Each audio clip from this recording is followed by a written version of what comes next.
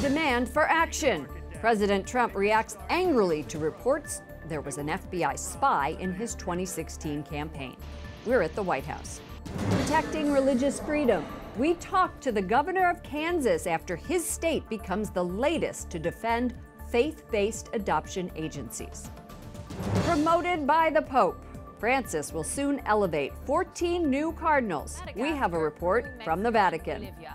And they're on a mission. We bring our sick, our wounded, our ill, and our injured. Members of the military visit Lourdes on pilgrimage. We'll give you a glimpse into their spiritual journey on EWTN News Nightly for Monday, May 21st, 2018.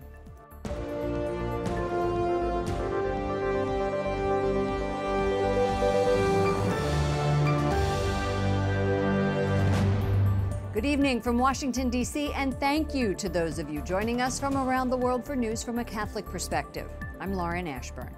President Trump demands the Justice Department investigate allegations the FBI infiltrated his presidential campaign. The order comes as the president's legal team says the Russia investigation could be concluded by September. White House correspondent Mark Irons is tracking our top story. Good evening, Mark. Good evening, Lauren. The president's demand puts more pressure on the Justice Department. The DOJ has asked its inspector general to expand the existing Russia probe. It wants to find out if there was any improper, politically motivated surveillance.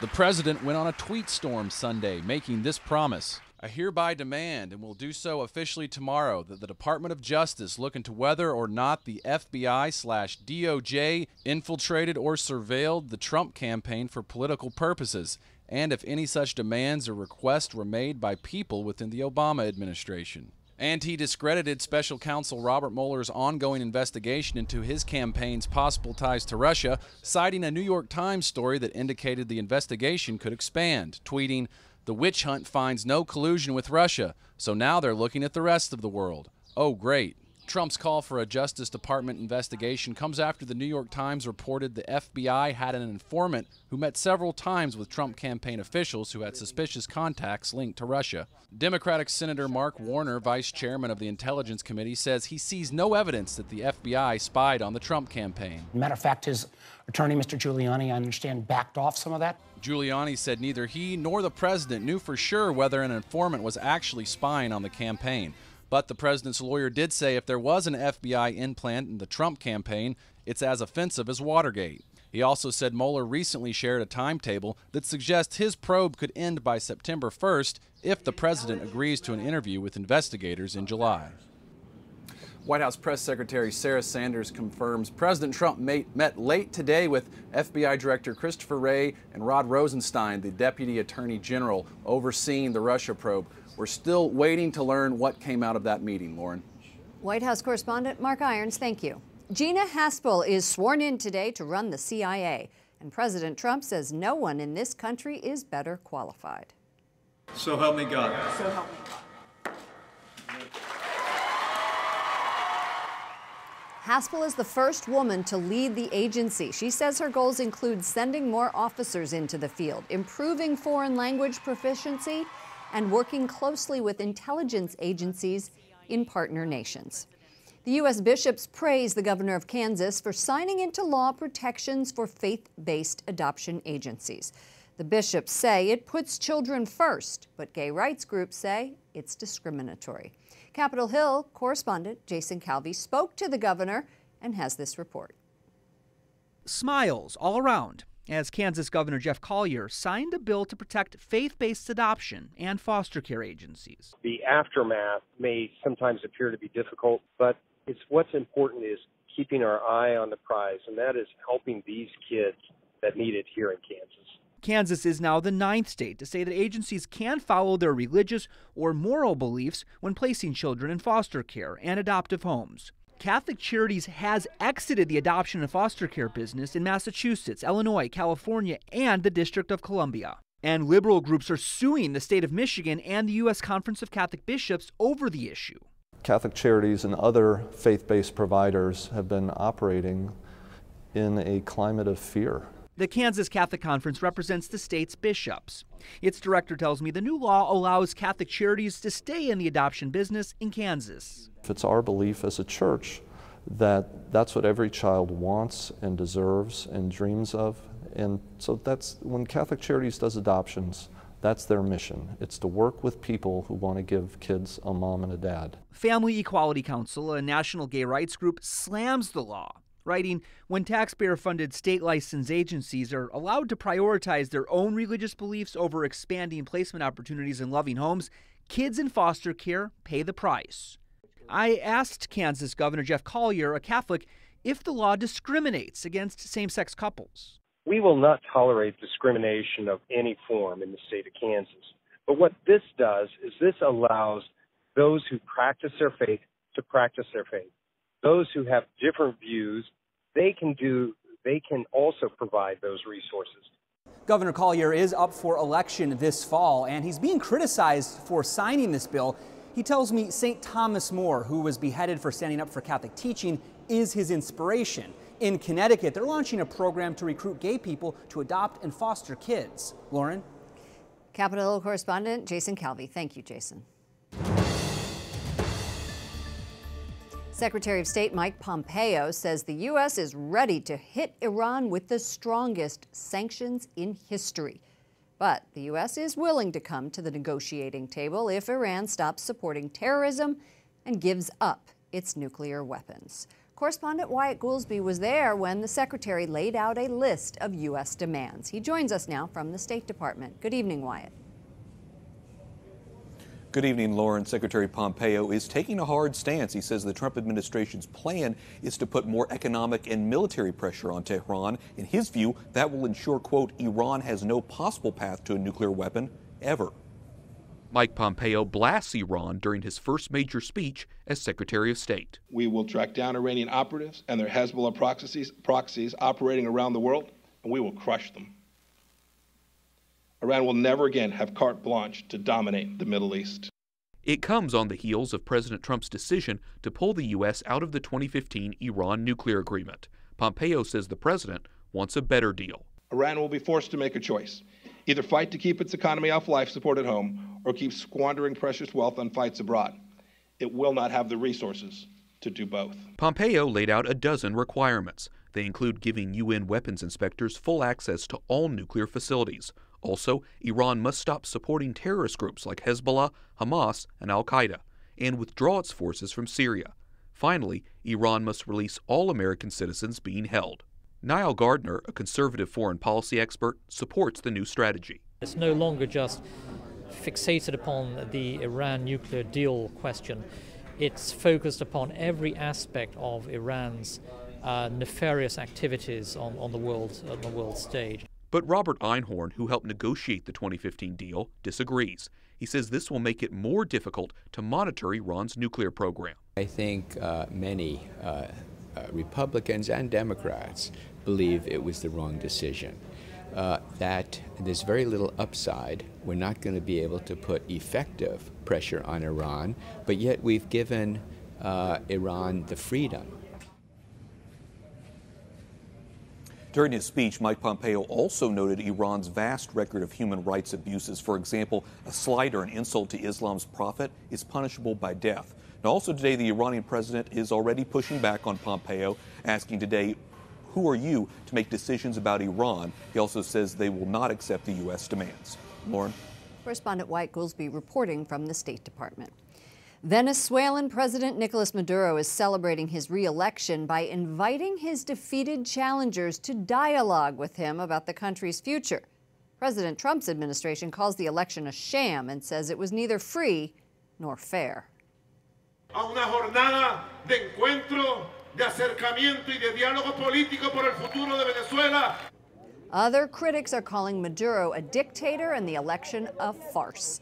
The country's deepening economic crisis has many Venezuelans struggling to afford food and medicine. Thousands have fled under Maduro's leadership. 14 countries are refusing to recognize this election result. They're urging diplomatic and financial action in response. Pope Francis reported comments to a gay man that God made you like this are being embraced by the gay community. Juan Carlos Cruz is one of the main whistleblowers in the Chilean clergy abuse scandal. He says Pope Francis told him during a meeting last month in the Vatican, quote, "The Pope loves you this way. God made you like this, and he loves you." The Vatican has not confirmed the comments. We will have more on this story tomorrow from Rome. Pope Francis reveals his latest picks to be cardinals in the Catholic Church. Terrò un concistoro per la nomina di 14 nuovi cardinali. The Holy Father says he will create 14 new cardinals on June 29th, the feast of Saints Peter and Paul.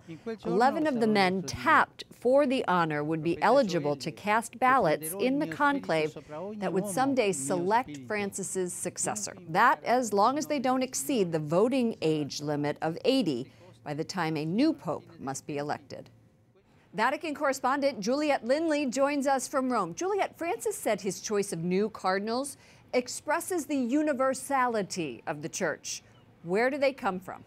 Lauren, they come from Italy, Iraq, Spain, Portugal, Poland, Pakistan, Japan, Madagascar, Peru, Mexico, and Bolivia. So looking at a future conclave, it's important to note that Pope Francis has now created almost half of the voting cardinals. He's named 59 of the current 125 cardinal electors, and compared to the 19 that St. John Paul II had created and 47 that Pope Benedict did. And just for a bit of background, Italy still has the largest group of electors with 23, followed by the US with 10, and then Spain, France, and Poland with 5 each. I would have thought Argentina would be up there by now, but let's talk about the peripheries.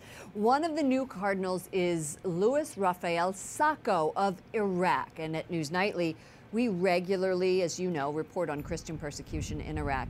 There are about 200,000 left in the country. What does the Pope's appointment mean for the persecuted church? Well, certainly the Holy Father wants to send a clear sign that Christian persecution is something he cares about deeply. And what he wants to highlight to the world is simply that he wants to fight it, and he wants to heighten the diplomatic and political profile of the Chaldean Catholic Patriarch of Babylon by doing that. And in a similar vein, Francis has also elevated Archbishop Joseph Coots of Karachi. As we've often reported here on EWTN, Christians in Pakistan are also gravely endangered, Lauren. We understand that many of the new cardinals are members of the Roman Curia, or basically the Vatican government, who are very close to Pope Francis. Give us some details on the most notable ones. Well, indeed, the Pope has appointed 4 Vatican officials who are his trusted aides, and they include Spanish Jesuit Luis Ladaria, who was a long-term secretary at the Doctrine Office, named by Benedict, and who took over as head of the office late last year, and Polish Archbishop Konrad Krajewski, who was Papal Master of Ceremonies under JP2 and Benedict XVI, and he's currently in charge of Papal Charity. Clearly, Francis here is underscoring the importance he places on works of mercy. Juliet Lindley, EWTN News Nightly Vatican correspondent, thank you so much. Thank you. Italy celebrated its 8th annual March for Life on Saturday. Families, young people, and church officials took to the capital's streets. The event's president says many young Italians don't hear about the pro-life message in school or in their parishes and accept abortion as something normal. So what we would like to do with the march is to create a culture of life in order to give the message, to send the message to young people that abortion is the killing of someone, of a person. Cardinal Raymond Burke, patron of the Knights of Malta, and the retired Archbishop of Milan, Luigi Negri, attended the march. Coming up, the pro-life movement makes a final push ahead of a vote to expand abortion. We have a preview from Ireland. And we look back at the wedding watched by the world.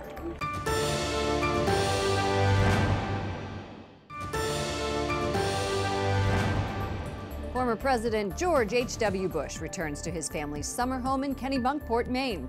Residents lined the streets yesterday to welcome America's 41st president. The Bush family has vacationed there for generations. Debates are raging in homes, pubs, and streets across Ireland over whether to lift the country's ban on abortion. The referendum is on keeping or repealing an amendment which gives unborn babies and pregnant women an equal right to life. If they vote to repeal it, abortion will be legal up to 12 weeks of pregnancy. Abortion is currently illegal unless the mother's life is in danger. The vote this Friday is expected to be close. Joining us now is Tracy Harkin with EWTN Ireland. Welcome to the program, Tracy. Thank you, Lauren. Good to be with you. A poll published in the Irish Times last week shows those in favor of repealing the 8th Amendment in the majority, 58% versus 42%. Have we seen any movement in the undecideds to narrow this gap? Well, Lauren, there still seems to be quite a significant number of undecided. And there has been various different opinions about this. There has been various different opinions on how accurate these particular polls are. Many people are pointing out that these attitude polls were taken before some major television debates to have taken place across Irish televisions. And also what people are saying is that, the reason why people may not say to someone that's actually asking them the question, how are they going to vote, is because perhaps they might feel intimidated. So some commentators are actually saying that the undecided could very well be no vote. What part is media coverage playing ahead of Friday's vote? Well, the media coverage, Lauren, over the last week has been particularly important. Many people are saying that for the very first time on Irish media, the no side, the pro-life advocates and spokespeople have actually been given a fairer opportunity than before to get across just how extreme this legislation will be if the constitutional ban is lifted. The media debates have been very heated, they've been very intense, and generated a huge amount of response on social media from both sides of this abortion debate.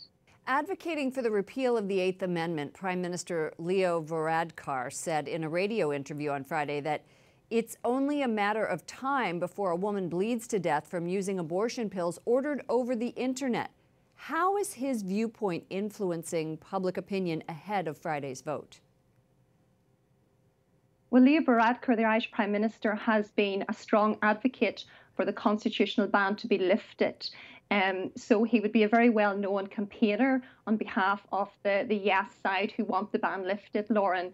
His remarks, however, have been met as being extreme and as being very dramatic. And many medical professionals have come forward to really criticise the type of language that is used here. Pro-life advocates have pointed out that in the UK, for example, and many other countries in which there is very liberal abortion laws, that women tragically still use those abortion pills and still seek to buy those abortion pills over the internet. And what pro-life leaders are really saying is that we need to do better than this, that surely these women deserve better, they deserve better information about the effects of these pills, and that legalising abortion, especially in this extreme way that's being proposed by Leo Varadkar and his government, is not the way for Ireland to be a progressive and compassionate country. Tracy Harkin, EWTN Ireland. Tracy, we'll be checking in with you all week. Thank you for joining us. Thank you, Lauren. It was a wedding fit for royalty. Prince Harry and Meghan Markle married while 29 million people watched. The bride wearing a tiara lent to her by the Queen, and her groom wiping away tears. The newly named Duke and Duchess of Sussex celebrated with guests for hours on Saturday. Millions watched around the world as the American actress became British royalty, including a watch party at Markle's Catholic High School in California. During the fiery sermon, the American Episcopal Bishop Michael Curry mentioned French Jesuit Father Pierre de Chardin, calling him one of the great minds of the 20th century. Up next, 2 new saints for the church and a military pilgrimage to one of the world's most famous Marian shrines.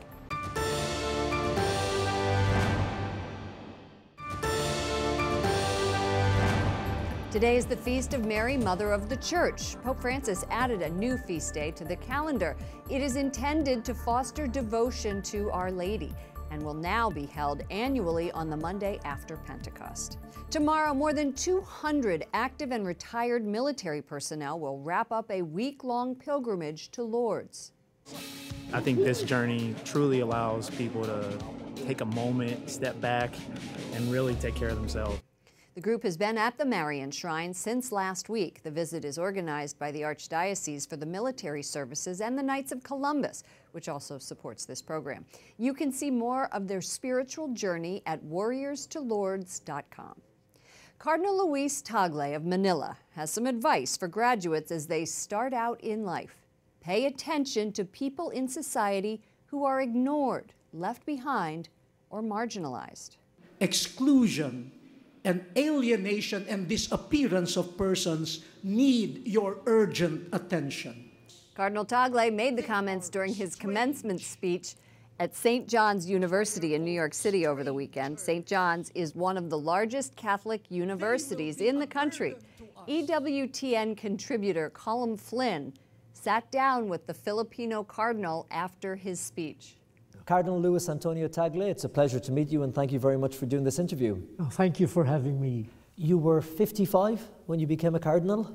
Yes. And I remember seeing that footage, and you were in tears.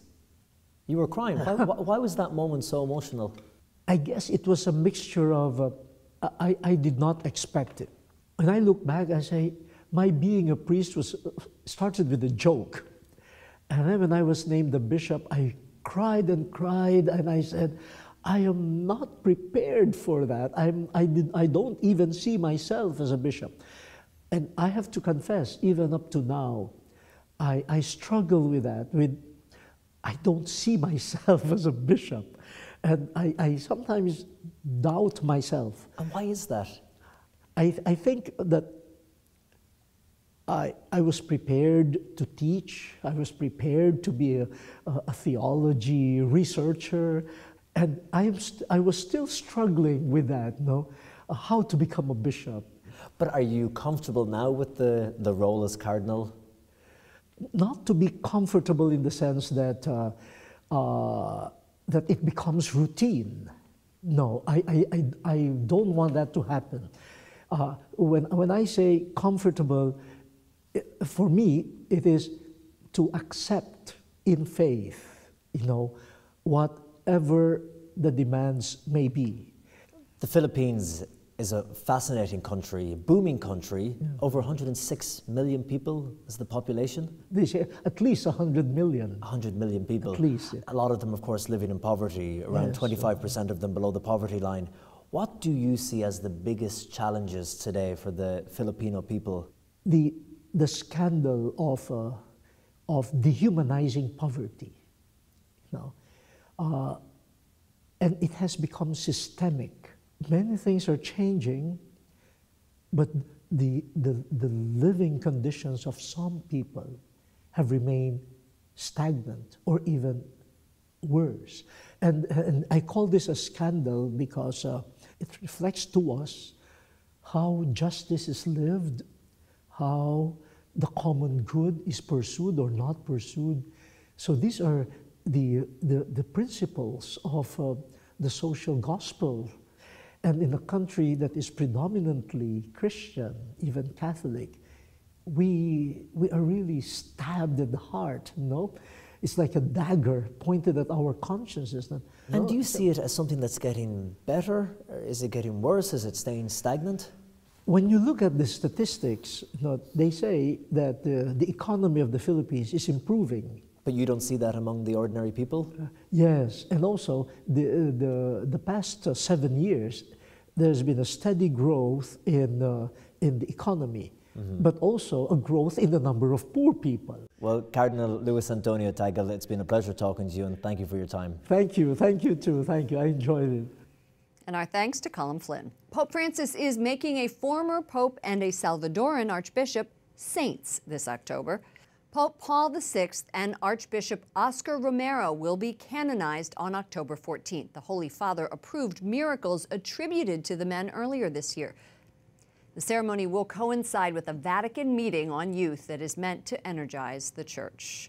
Before we go, a special programming note to tell you about. I will be hosting on Thursday morning the annual 14th National Catholic Prayer Breakfast on EWTN. The breakfast will feature speeches from prominent Catholic public figures, including Speaker of the House Paul Ryan and Kansas City Archbishop Joseph Naumann. Join me and Jason Calvi for live coverage starting at 7 a.m. Eastern this Thursday on EWTN. For all of us here at EWTN News Nightly, to all of you around the world, thank you for watching.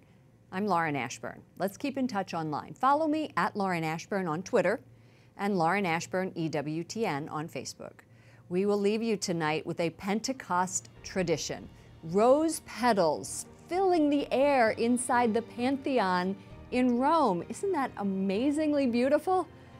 It symbolizes the descent of the Holy Spirit. Good night, and God bless you.